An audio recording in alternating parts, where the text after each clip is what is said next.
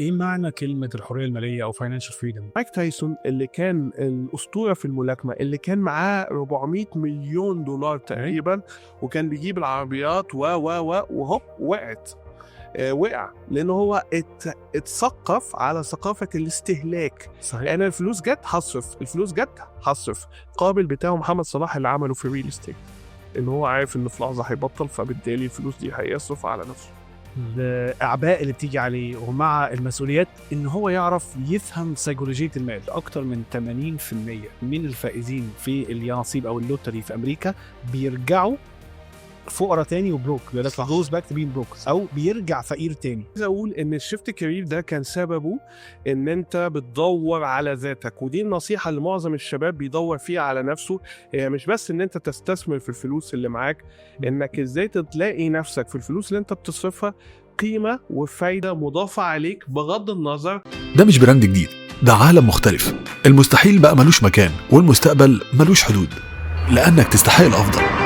مش بس هنسهل مدفوعاتك، هنخلي وقتك ملكك. من النهاردة معاملاتك هتتحكم فيها في أي وقت ومن أي مكان، مع حلول وطرق دفع جديدة، أسرع، أسهل، أأمن. مش بس ليك، ده كمان للبيزنس بتاعك. وعشان كل لحظة بتفرق وكل خطوة بتقربك، ممكن قربت لك كل اللي محتاجه. لسه بتفكر؟ أكيد ممكن. المهارات المالية وفهم الفلوس، ازاي بتديرها، ازاي بتحركها، ازاي بتعرف تحوشها صح، ازاي بتعرف تصرفها صح، من المهارات المهمة جدا اللي بتأثر على حياة أي شاب في وقته وفي المستقبل. لأنه لازم كل شوية مع الأعباء اللي بتيجي عليه ومع المسؤوليات إن هو يعرف يفهم سيكولوجية المال. ولكن بيحصل أخطاء مالية كتير جدا ممكن تأثر على حياة ناس كتير ومستقبل شباب كتير. وعشان كده أنا مبسوط اللي يكون معايا النهاردة في كلام بالأصول الدكتور علي الشيخ. اهلا وسهلا، ازيك يا فندم؟ عامل إيه؟ كله جميل. أنا يعني أول سؤال أنا حابب أسأله، عرفنا عن نفسك. طيب، انا علي الشيخ، خبره 25 سنه. عملت شفت كارير في حياتي 7 مرات. ابتديت as a accountant واشتغلت as a ERP implementer consultant. دخلت البانكينج كارير فوق ال 16 سنة. وبعد كده اشتغلت في الستارت اب، ك في الفنتك تحديدا، سواء بي تو سي او بي تو بي، عشان اوضح للناس او الشباب اللي بيتفرج ان بي تو سي يعني للكونسيومر، والبي تو بي يعني بزنس لبزنس، شركه بتشتغل مع بزنس لبزنس. الشيفت كارير كان غير في الاندستري، غير في التايتلز كمان، اوبريشن لفاينانس لماركتنج، حتى ام اي اس او حتى استراتيجي. وفي وسط السياق هنشرح كل حاجه. وعايز اقول ان الشيفت كارير ده كان سببه ان انت بتدور على ذاتك، ودي النصيحه اللي معظم الشباب بيدور فيها على نفسه. هي مش بس ان انت تستثمر في الفلوس اللي معاك، انك ازاي تلاقي نفسك في الفلوس اللي انت بتصرفها قيمة وفايدة مضافة عليك بغض النظر عن المجتمع اللي بيصوره لك، أو عن الماركتينج إزاي بيستخدم تول بتبقى فيها تمتيشن أو فيها إغراءات إن هو عشان يستفيد بالسلعة بتاعته تتباع، فيخلي الطالب أو الشخص أو الشاب يروح للحاجة دي. فخلاصة الكارير بتاعي ال 25 سنة دول في مجالات مختلفة ومتنوعة، فيها الفارماسيوتيكال والتكستايل والتوريزم. وده كان اداني إثراء فكري وثقافي، بالإضافة لشهادتي الأكاديمية MBA في ماجستير إدارة أعمال. وحاليا بسعى بخلص في الدكتوراه بتاعتي، وبالإضافة لدراسات حرة زي سكار ماستر. بالإضافة أنا محاضر وكاتب محتوى للأطفال جين ألفا وجين زي فيما يخص مجال الفنتك والديجيتال بيمنت وتنمية المهارات بصفة عامة في السوفت سكيلز. بالإضافة أنا كونسلتنت وأدفايزر غير شغلتي الأساسية في أحدى الشركات الخاصة بالفنتك as a head of product development and business strategy. حلو. من وجهة نظرك إيه معنى كلمة الحرية المالية أو financial freedom؟ الحرية المالية بيظن البعض، أنا هقتبس كلمة أنت قلتها في بداية الحوار اللي هي سيكولوجية المال. إيه ده؟ المال له سيكولوجية، وبالمناسبة في كتاب بالاسم ده. صحيح، الكتب مهمة أوي اللي برشحها للناس يعني. وهضيف عليهم كتاب آخر مهم جدا أنا أنصح الشباب دلوقتي يقروه. أنا لو كان معايا تايم ماشين أو آلة زمن لورا، كنت أنا جيت لنفسي وشوشت لنفسي وقلت لي لازم تقرأ الكتاب ده، اللي هو ريتش داد بور داد، أو الأب الغني الأب الفقير. الكتاب ده مهم جدا جدا في قيمة أساسية، هو تعريف قيمة الأصل أو الأسيت. الحرية المالية عشان نرجع لسؤالنا، هو بيظن البعض هو إنك تبقى حر في التصرف في مالك كما شئت. هذه خدعة أو هذه أكذوبة.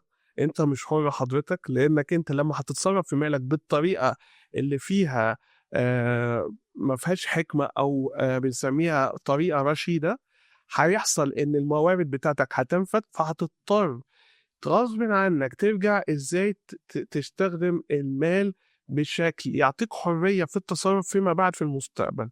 مشكلتنا إن معظم الشباب أو معظم حتى كبار أو أجيال مختلفة عندهم حاجة اسمها الميوبيا، إن هو قصر النظر. هو شايف الفلوس جت معايا هفرقعها بعزقها.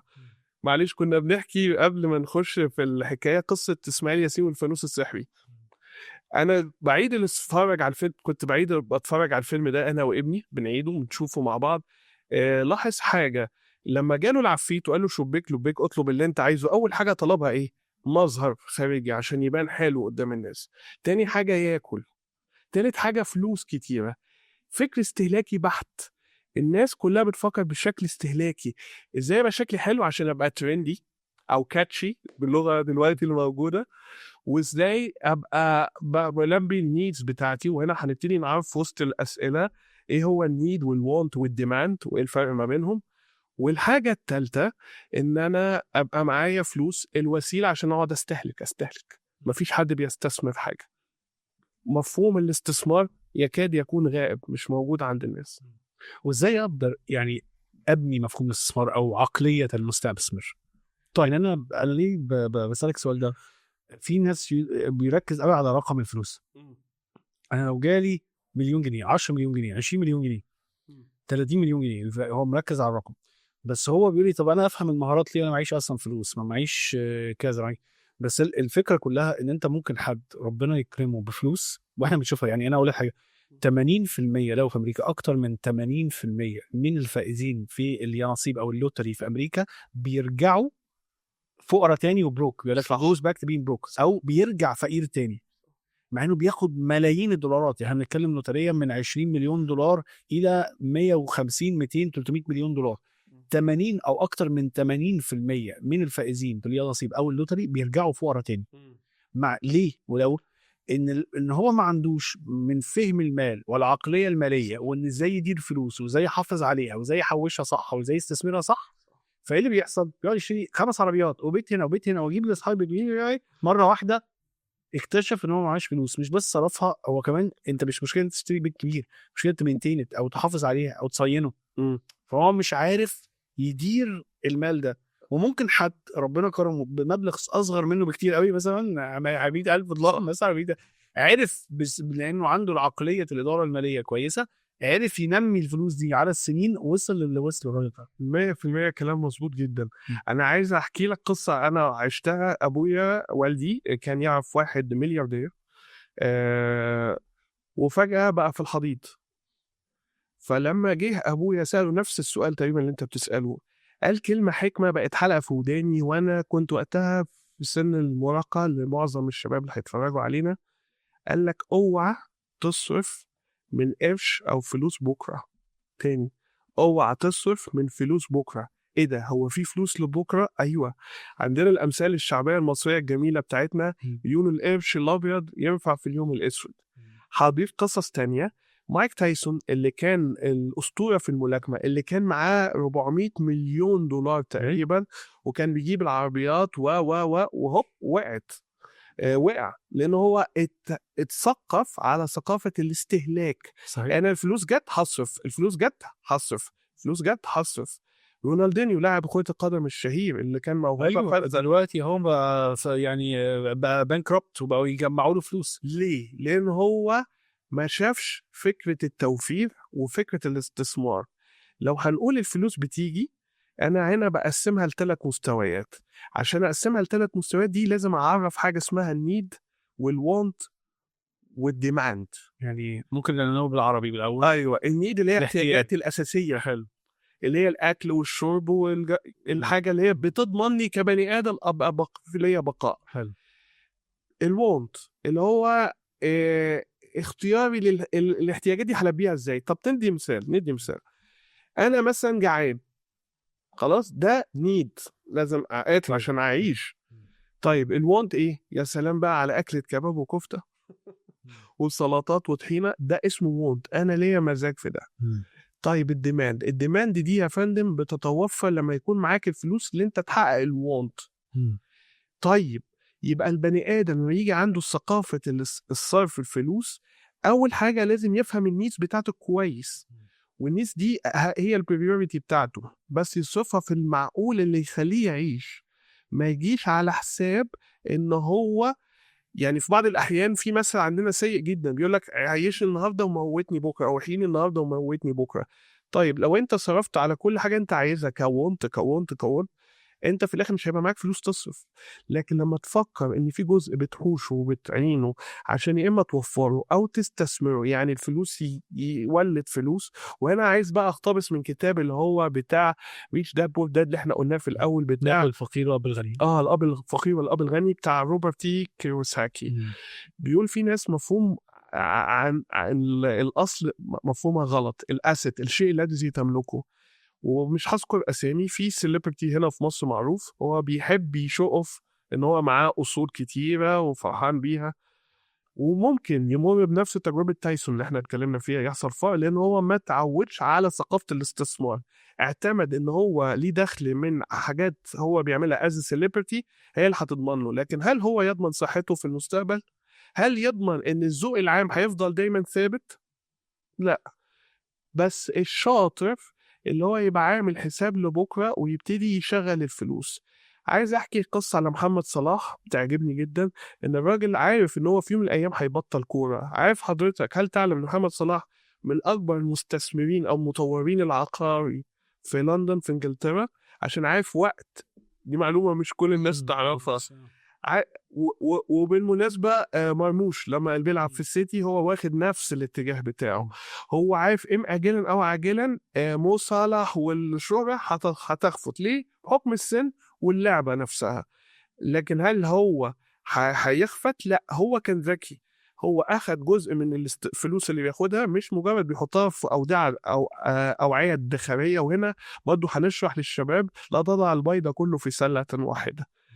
أسوأ حاجة إن الواحد وخصوصا في الستارت اب إن هو بيستثمر في حاجة واحدة ومش شايف غيرها، ما عندوش بلان بي ولا سي. محمد صلاح عامل بلان بي وسي، أنا بعمل حاجات ليها علاقة. فلو إحنا شفنا نموذج تايسون إن هو كان فاشل في إدارة المال إن هو يوفره أو يستثمره في ظروف مستقبلية هتحصل، ففي المقابل بتاعه محمد صلاح اللي عمله في الريل استيت، إن هو عارف إن في لحظة هيبطل، فبالتالي الفلوس دي هيصرف على نفسه فهيقدر يضمن له البقاء. لان احنا قلنا في البدايه هي غريزه البقاء للانسان. حتى الشركات او البني ادمين في الشاب هو عايز يظهر ان انا، ودي احصائيه بالمناسبه انا بقول لكم يعني اقروها، في حاجه اسمها European Journal of Government and Economics، العدد الصادر بتاريخ 21 جون او 21 يونيو، كان معمول 3 باحثين دكاترة مصريين عاملين بيتكلموا عن الموضوع ده تحديدا للشباب المصري.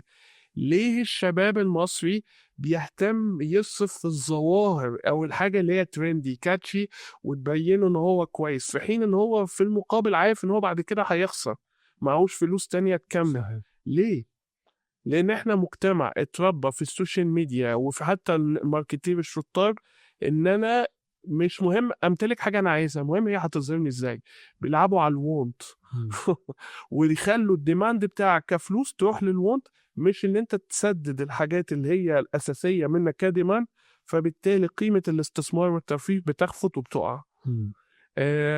اضيف كمان ان في سيناتور امريكيه مشهوره اللي حاطه قواعد، ودي انا بحدي نصيحه عمليه او بيسموها بلغه السوق براجماتيه للشباب، او هم 5 موديل هنحطهم ازاي اعرف يبقى عندي سيكولوجيه ماليه صح وما اخسرش فلوسي صح او وقع. اول حاجه قانون 50-30-20. إليزابيث وارن السيناتور الامريكيه ليها كتاب اسمه All Your Wars for Money Plan. ما تملكه وازاي تخطط للفلوس اللي معاك. فقالت في قاعدة اسمها 50-30-20، انا عدلتها خليتها 50-30-10-10،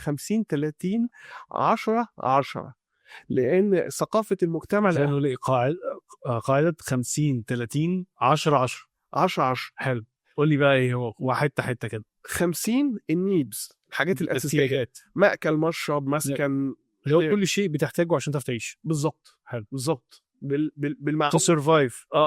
يعني في سرفايف، صح. تكمل تعيش. صح.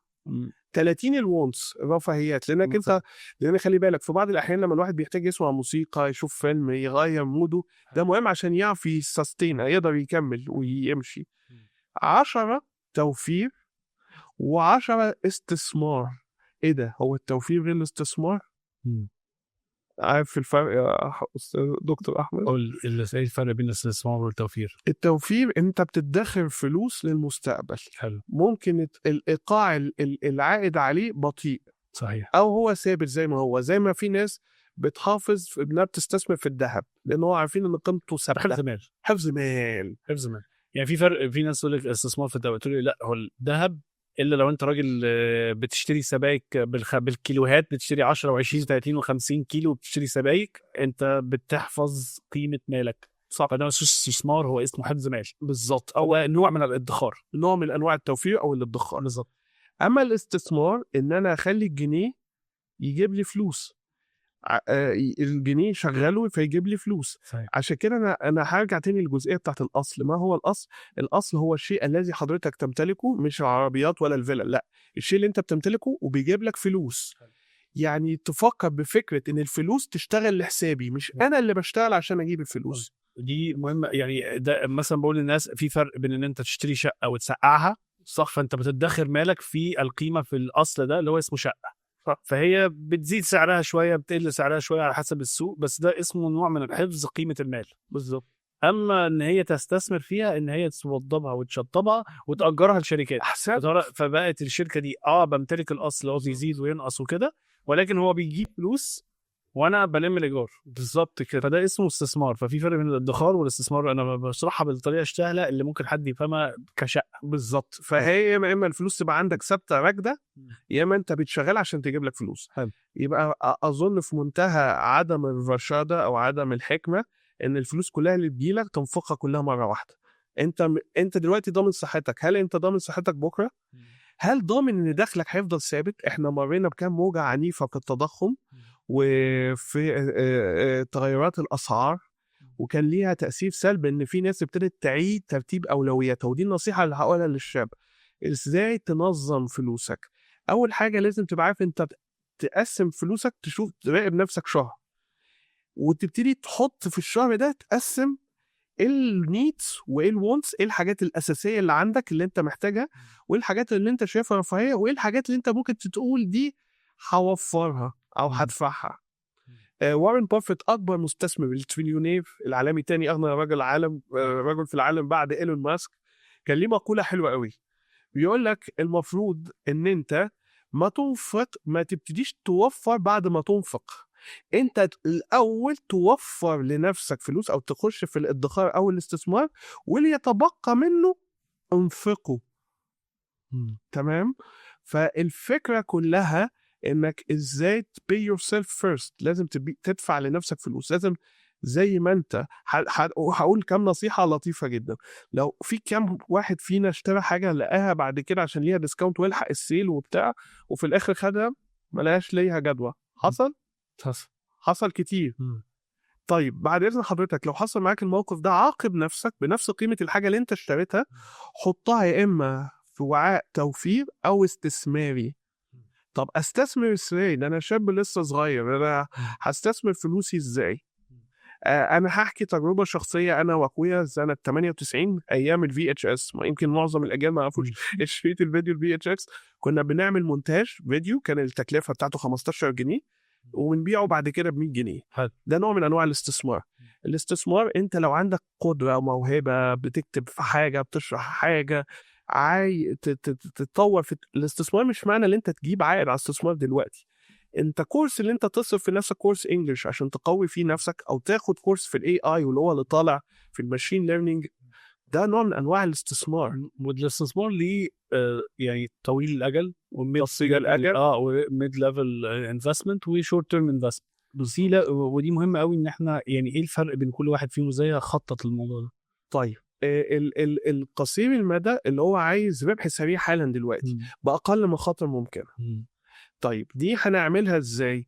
عادة ودي ناس كتيرة بتعملها، الشباب برضو في سن صغير، ان هما بيتجمعوا فلوسهم مع بعض ويشتركوا في حاجة ويعملوا مشروع. قد يكون هذا المشروع كافيه، مطعم، او حتى يعني انا مش عايز اعمل دعاية، في موقع معروف قوي للحاجات اللي بيقولوا عليها الهاند كرافت، المشغولات اليدوية. احنا كتير في عندنا شباب بيحب يعمل حاجات بالابلكاش او الصلصال. موقع المشهور ده عشان ما اعملش اللوج ده يعني اتسي. انت لو عملت حاجه يدويه وانت شاطر فيها، انت ممكن بكاميرا بسيطه تحطها وترفعها وتبيعها. فكره الدروب شيبينج. دروب شيبينج دي برضو حاجه ترندي موجوده بس مش كل الناس تعرفها. ان انا ازاي ابقى حلقه وصل في السبلاي شين او اللي هي سلسله التوريد، اللي انا اعرف مصنع كويس مثلا في الصين بسعر قليل، واعرف احتياج في شركه تانية عايزين حاجه بسعر اعلى. طيب خلينا نخش التكتيكال شويه، حاجات على ارض الواقع. انت قلت كلمه مهمه قوي، ان انت قلت ادفع لنفسك الاول، او pay yourself first، او ادفع لنفسك الاول. انا جيت قلت لك دلوقتي حضرتك انا اقدر، ما عنديش مرتب كبير بس اقدر اقتطع 500 جنيه كل شهر عشان انفست في حاجه، اعمل بيهم. طيب انا عايز ابقى انا كنا اتكلمنا على قواعد، عايز اكمل شرحها. 50 30 20 50 30 20 اللي هو الاحتياجات الاساسيه، 30 الرفاهيه، 20 دي اللي احنا قطعناها 10 10 توفير واستثمار. في المجتمع الامريكي 20 دي بيقسموها حاجتين، سداد ديونك او توفير. احنا غير المجتمع الامريكي. في قاعده تانية ممكن انا خليتها 75 15 5 5. ليه انا عملتها 75 15 5 5؟ الاسعار والتضخم. في قاعده 20 80 بتاعت بريتو. معلش انا هقول القاعده دي وهجاوب على سؤالك، انا ما بعدتش على السؤال بس انا يهمني اوصل القاعده دي. 80 20 لازم تفكر ايه الحاجه اللي انت لو استثمرت فيها 20% هتجيب لك عائد عليها 80%. المظروف اللي انت لازم تحط ظرف. لو انت كواحد معاك انا بقى بجاوب بشكل عملي، انت حط لنفسك بادجت او اللي هي موازنه. في كتير الشباب بيغلطوا يقولوا عليها الميزانيه. لا، هي ما اسمهاش ميزانيه يا فندم، هي اسمها موازنه. موازنه حاجه بتتوقع انت هتصرف في ايه. الموازنه دي بعد ما ابتدي تتحدد انت هتصرف ايه، تبتدي تدفع لنفسك الاول، اللي احنا قلنا قاعده pay yourself first. ادفع لنفسك اولا. ثانيا عشان تعرف الحاجه دي انت فعلا عايزها ولا لا، ادي لنفسك مهله 24 ساعه، ما تشتريش دلوقتي. يعني انت حاجه واو شايفها مفرقعه وبقت ترندي، معلش يا فندم فرمل نفسك شويه، ادي لنفسك 24 ساعه وشوف 24 ساعه دي هل هي ليها جدوى ولا لا، لانك انت ما تعرفش بعد ال 24 ساعه ايه اللي هتظهر بنود تانية اخرى تيجي لك فجاه. في حاجه الناس ما بتاخدش بالها منها، الحاجات الاحداث المفاجئه صادم. زي ايه؟ صحينا من الصبح لقينا البنك المركزي على سعر الفايده، فحضرتك واخد قرض، ودي انا عايزين نتكلم فيها، هل القرض بالنسبه لي مفيد ولا لا، بس نخلص حته الاستثمار. انت فجاه سعر الفايده زاد، هوب الاسعار ارتفعت. تاني يوم البنزين شالوا الدعم، زاد، هوب الاسعار ارتفعت. هل وانت بتعمل قاعده 50 30 10 10 دي، او انت بتصرف فلوسك حاطط في الحسبان ان دايما في هامش ان ممكن الاسعار تفط منك وما تعرفش تتحكم فيها؟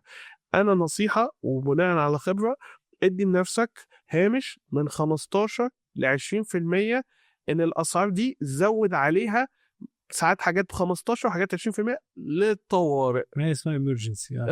لازم. انا العمل الحر عمال علمني فكره الامرجنسي فاند، اللي يبقى معاك الطوارئ. انا مثلا اول ما تبتدي دايما اقول ابتدي يبقى معاك 3 شهور اكلك وشربك وبيتك ورابر المصاريف اللي هي بتعدي بيها الشهر 3، وبعدين نزود لهم ل6، وبعدين نزود ل9، وبعدين نزود لهم ل12. دول لازم يبقوا معاك كده على جنب. اي حاجه مريض اي حاجه لازم يبقى فيه امرجنسي. فده الحاجه اللي عمل الحر علمها لي صراحه يعني، وابتديت اتعلمها. وكتير للاسف لما يعني بيتعلموا الموضوع ده the hard way او بالطريقه بالغلط، بس يعني العمل الحر لان انت دايما دخلك غير ثابت، فلازم تبقى انت في اوقات بتبقى عندك دخل كويس قوي، في اوقات الدنيا واقفه وفي كذا.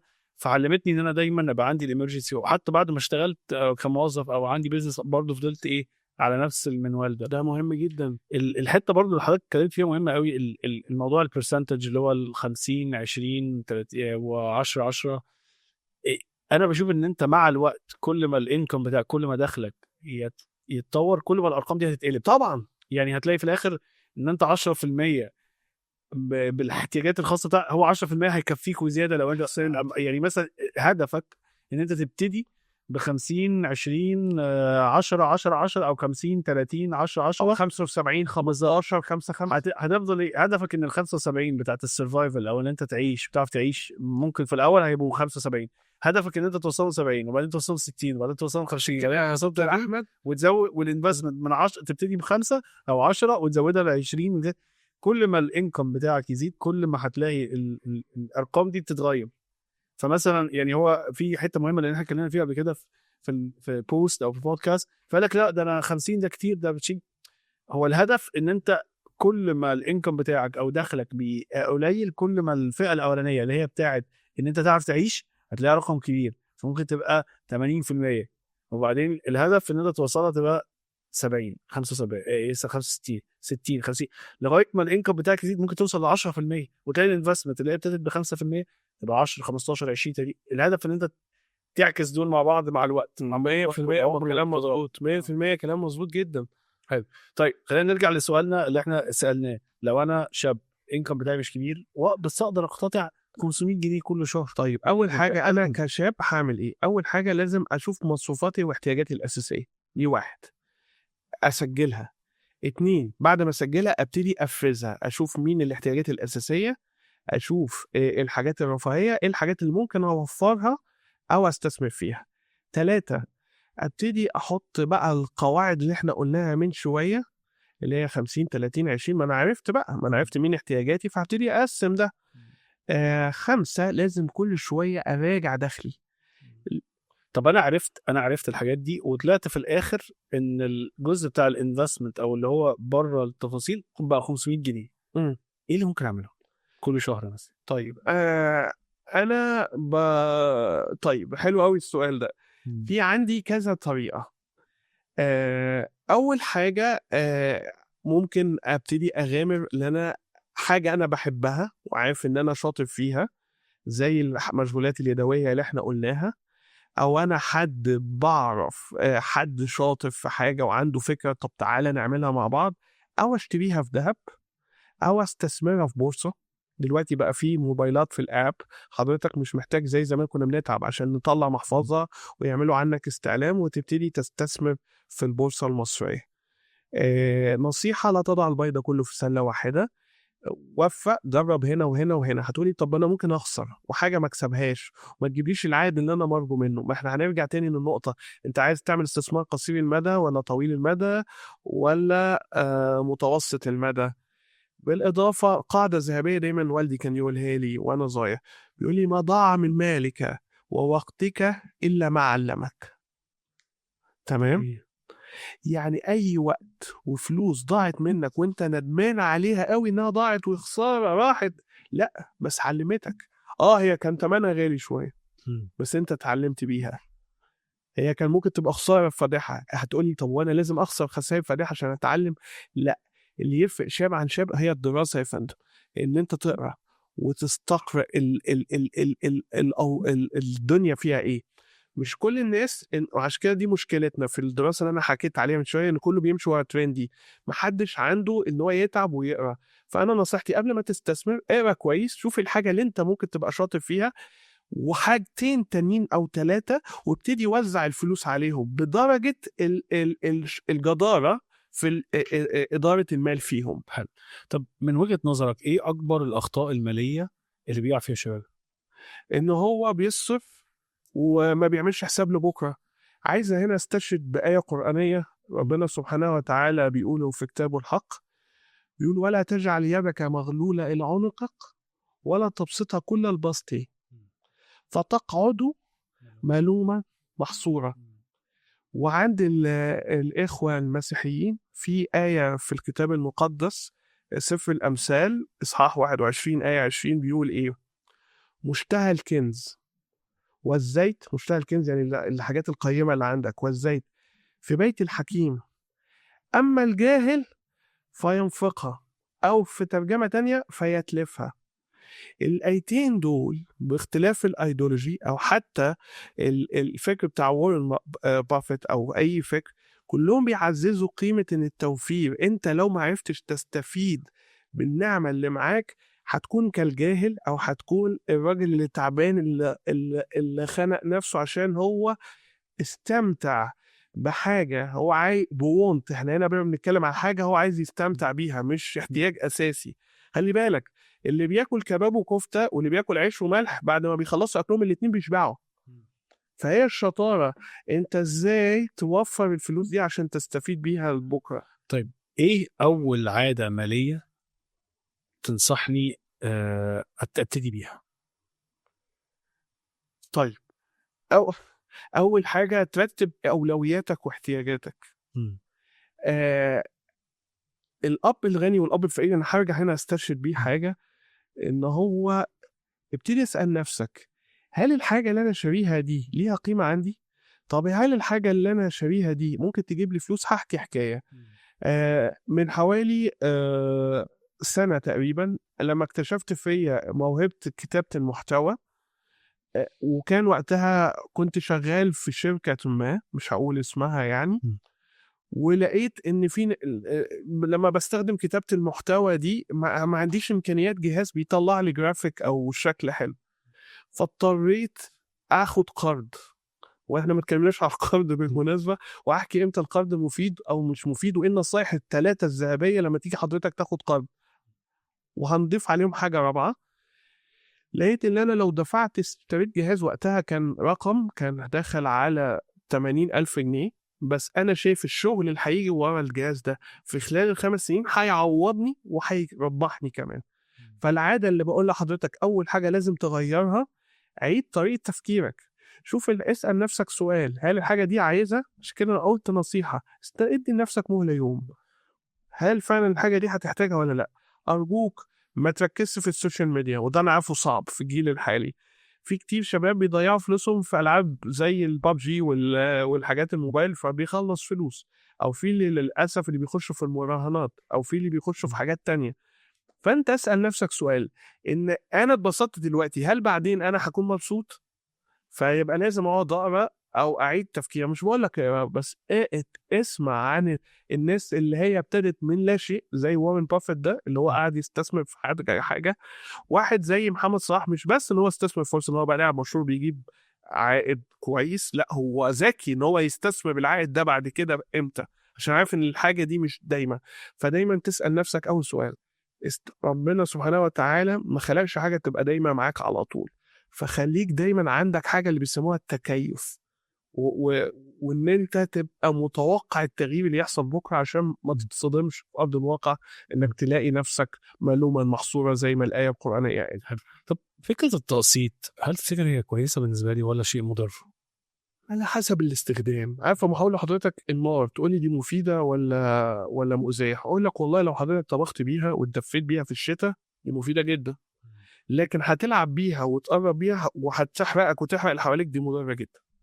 ما هي الأربع نصائح الذهبية اللي أقولها لأي شاب بيروح للتقسيط، وخصوصا شركات التمويل الاستهلاكي هي ابتدت دلوقتي تتارجت جين ألفا أو الشباب في جين زي إن هم يبتدوا يقسطوا؟ اسأل نفسك 4 أسئلة. السؤال الأول، هل الدخل بتاعي صافي هيقدر 30% يتحمل هذا التقسيط؟ لو أكتر من 30% يبقى لأ.